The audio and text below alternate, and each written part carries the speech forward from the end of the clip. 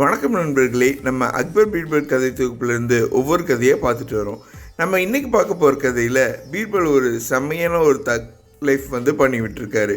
அது என்னங்கிறத பார்க்கலாம். அக்பர் தினமும் தூங்கி எழுந்திரிச்ச உடனே அவர் எதிரில் இருக்கிற ஒரு கடவுள் பார்த்து தான் பார்ப்பார். ஒரு நாள் அவர் கண் விழிக்கும் போது எதிரில் ஒரு வேலையாள் வந்துட்டார். அன்னைக்கு முழுவதுமாக அக்பருக்கு பல பிரச்சனைகள் வந்துச்சு.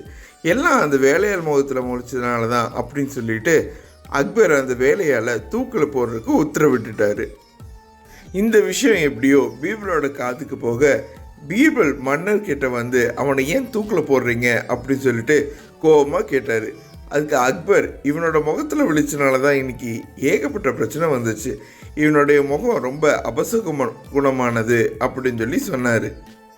இது கேட்டனே பீர்பலுக்கு பயங்கரமாக சிரிப்பு வந்துடுச்சு. ஏன் சிரிக்கிற அப்படின்னு சொல்லிட்டு அக்பர் கோபமாக பீர்பலை பார்த்து கேட்டார். அதுக்கு பீர்பல், நீங்கள் அவனோட முகத்தில் விழிச்சதுனால உங்களுக்கு பிரச்சனைகள் மட்டும்தான் வந்துச்சு. ஆனால் அவன் எப்படி இருந்தாலும் உங்கள் முகத்தில் தானே முழிச்சிருப்பான்.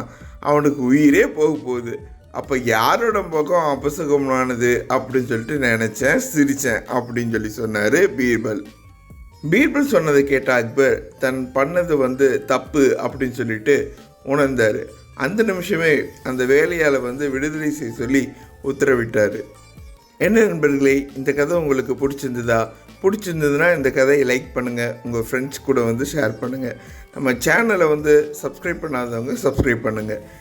இது மாதிரி ஒரு நல்ல கதையில் உங்களை அடுத்த வீடியோவில் சந்திக்கிறேன். நன்றி.